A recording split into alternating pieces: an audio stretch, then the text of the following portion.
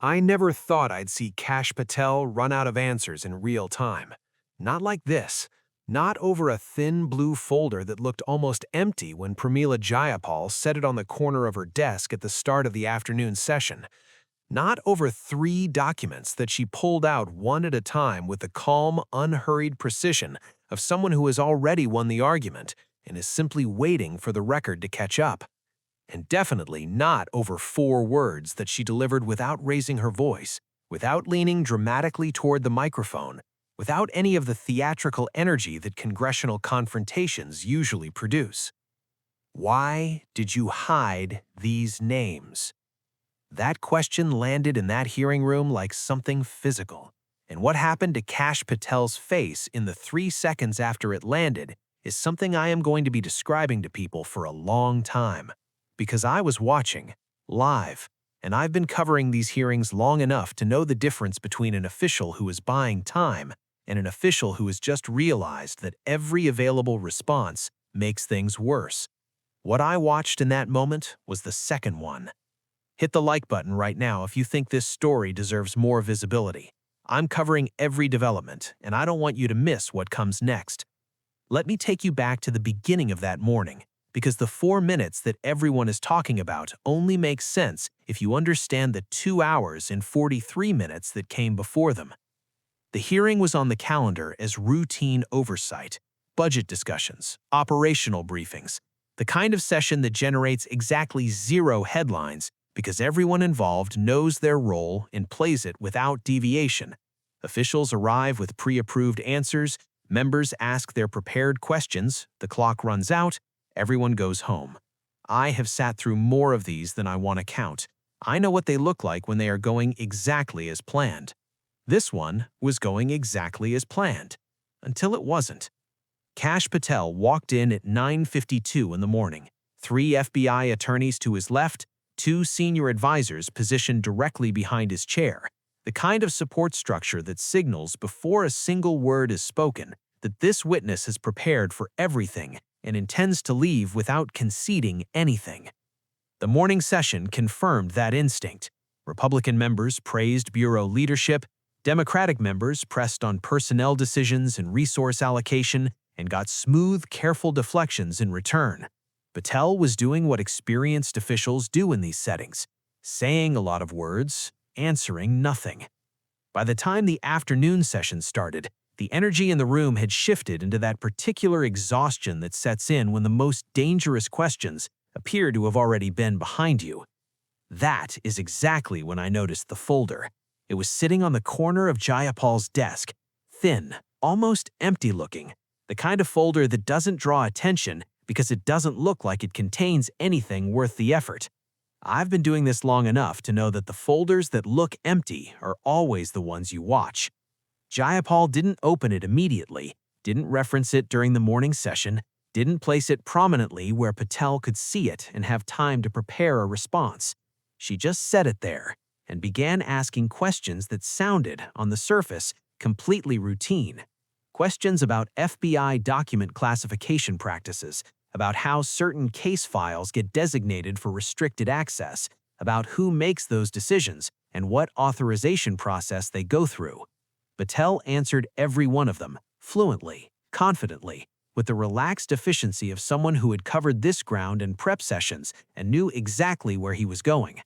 Then the folder opened, and the first thing that came out of it changed the temperature of that room permanently. The first document was printed on official FBI letterhead, classification markings clearly visible at the top, an official seal. Jayapal held it up just long enough for every camera in the chamber to capture the header before she started reading. Then she put on her glasses. I want to flag that detail specifically because Jayapal almost never wears glasses during hearings. She is known for her ability to quote testimony from months ago without looking at notes. When the glasses come out, it means one thing. This is verbatim, documented, unfiltered. She wants everyone watching to understand that what she is about to read is not an interpretation or a characterization. It is the record itself. She began reading from the document. The memo referenced a specific investigation file, one that Patel had previously characterized to this committee as something that had not been subject to any unusual review or modifications since he took office.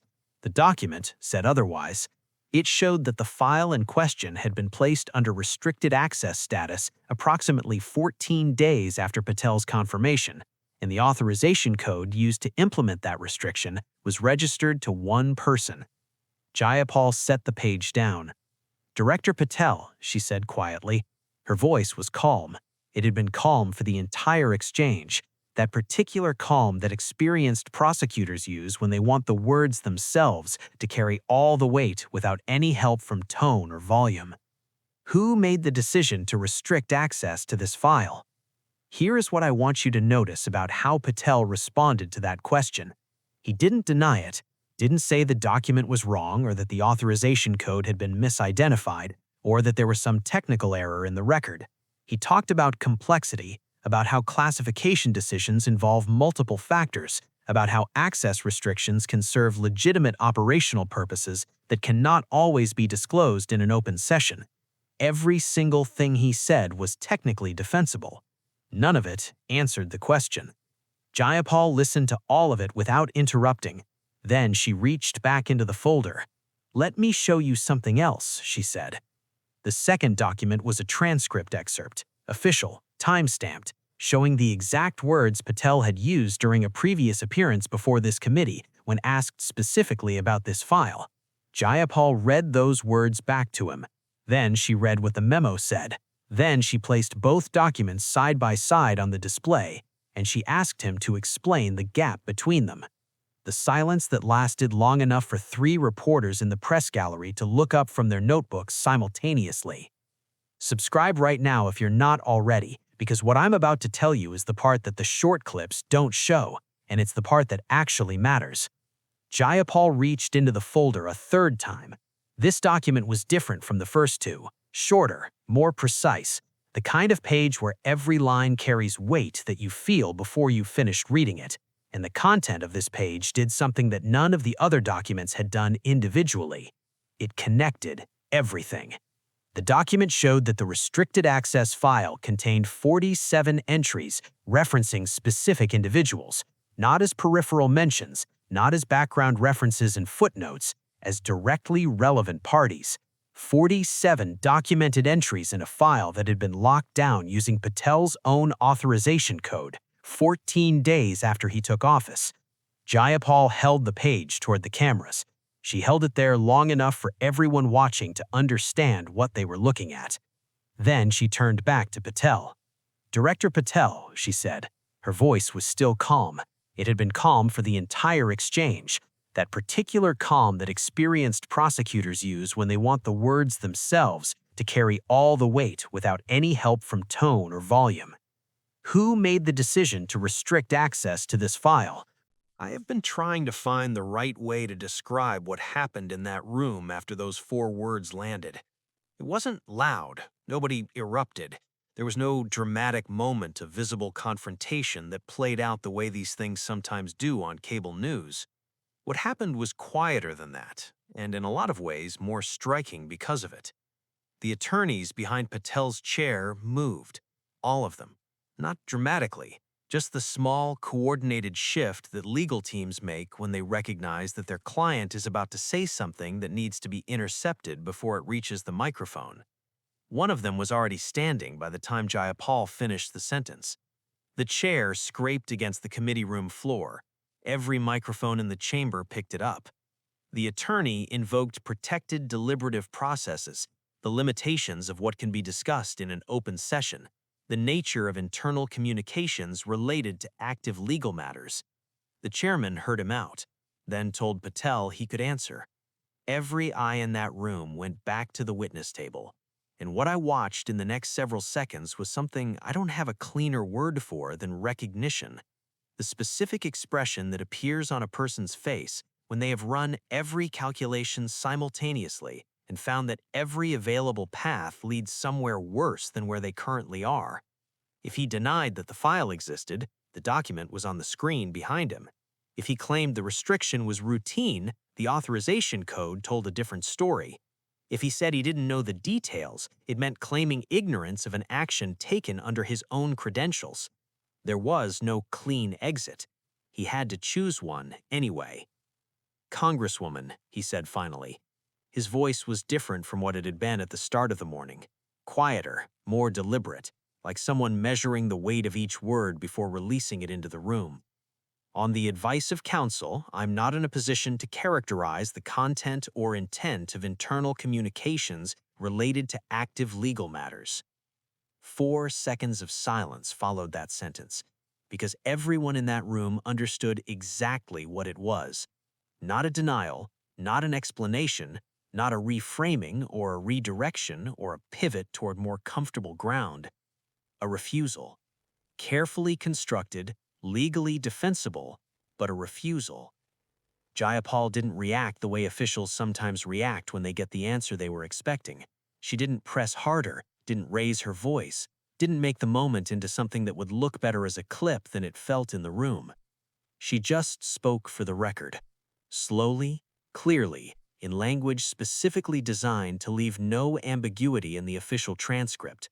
"Let the record show," she said, "that the director of the Federal Bureau of Investigation has declined to explain why a specific case file containing 47 entries was placed under restricted access using his own authorization code 14 days after he took office."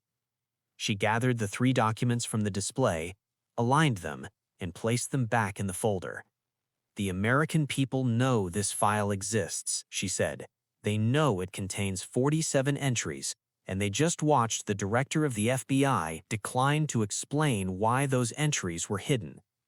She moved to enter all 3 documents into the congressional record. Then she closed the folder and yielded back. "I've been sitting with those 4 minutes since they happened, and I keep coming back to the same place.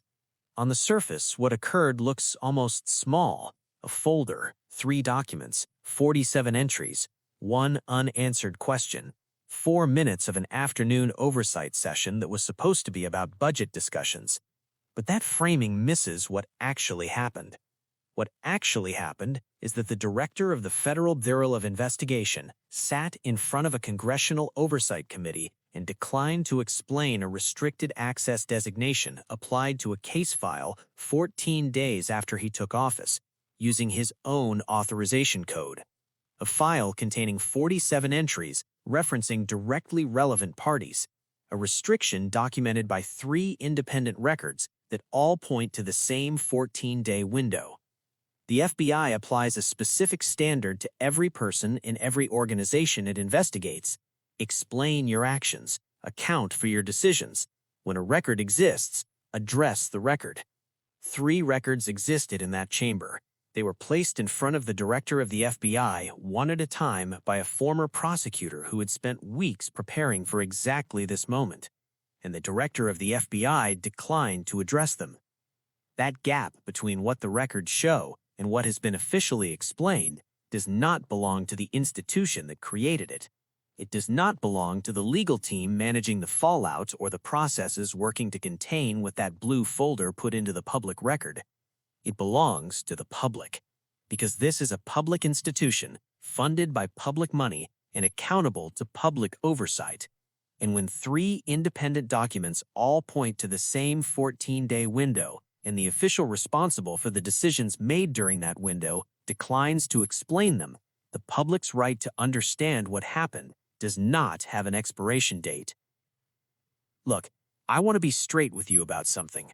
I've covered a lot of these hearings. I've seen tough exchanges. I've seen officials get cornered. I've seen moments that felt significant in the room and disappeared by the next morning. This one felt different, and here's why. If the explanation for that restricted access designation is innocent, it takes about 10 seconds to give. You say what the restriction was for, you explain why the authorization code was used, you describe what the 47 entries represent and why they required protection. 10 seconds, maybe 15. Kash Patel had 4 minutes. He used none of them to answer the question. In my experience, that specific choice, the choice to say nothing when you have 4 minutes and 1 direct question, is never made by someone who has a good answer available. The folder is closed, The documents are in the congressional record, the footage exists and cannot be walked back, and the 47 names are still waiting to be explained. If this story matters to you, if you think the institutions responsible for accountability should meet the same standard they apply to everyone else, share this video and make sure more people see it. Leave a comment telling me what you think those 47 entries actually represent, and subscribe to this channel because I am not done covering this story, and every new development will be right here. One folder, 3 documents, 47 entries, and a question the director of the FBI still hasn't answered.